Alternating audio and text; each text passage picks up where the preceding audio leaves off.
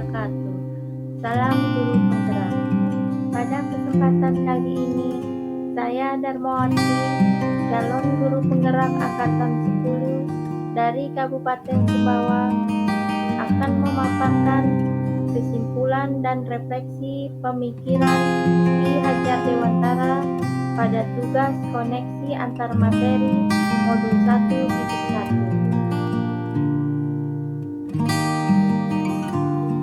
Saya akan merefleksikan diri saya dengan pertanyaan.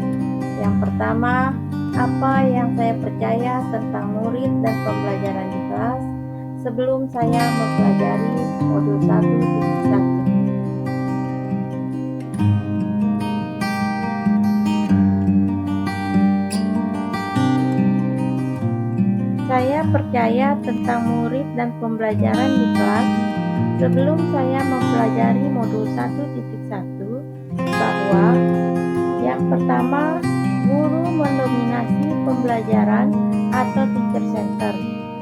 Dalam pembelajaran, saya terlalu banyak berceramah dan siswa hanya duduk dan mendengarkan. Yang kedua, pembelajaran terfokus pada ketercapaian materi dan KKM atau mengutamakan aspek kognitif anak saja. Padahal, pendidikan bukan hanya mentransfer ilmu saja, tetapi sejatinya ada aspek lain yang harus diperhatikan dalam belajar. Yang ketiga, guru kurang memahami karakteristik anak. Saya cenderung menyamakan kemampuan anak dengan melakukan pembelajaran yang sesuai dengan zona nyaman saya tanpa memperhatikan perbedaan anak.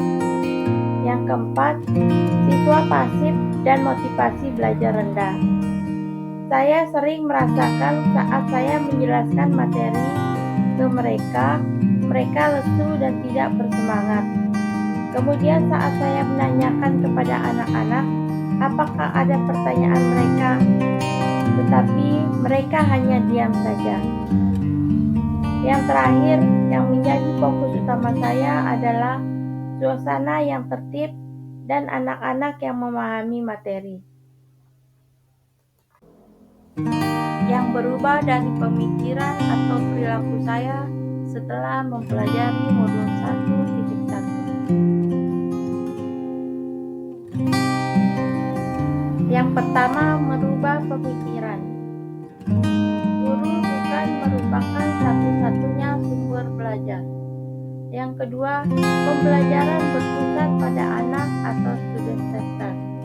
Yang ketiga, menghargai setiap karakteristik belajar anak. Yang kedua, merubah perilaku. Mengemas pembelajaran secara menarik agar memotivasi belajar siswa meningkat.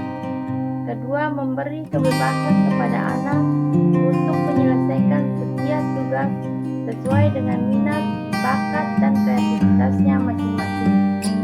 Yang ketiga, lebih cermat melihat bakat anak.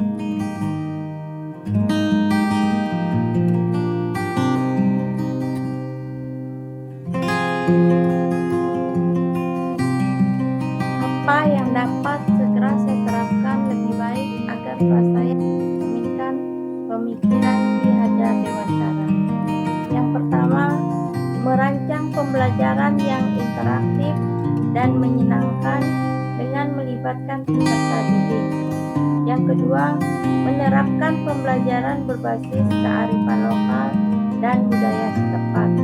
Yang ketiga, menerapkan konsep merdeka belajar dan mengintegrasikan setiap pembelajaran dengan pencapaian profil pelajar Pancasila. Yang keempat, menerapkan sistem AMONG atau pendidik yang menuntun, bukan menuntut.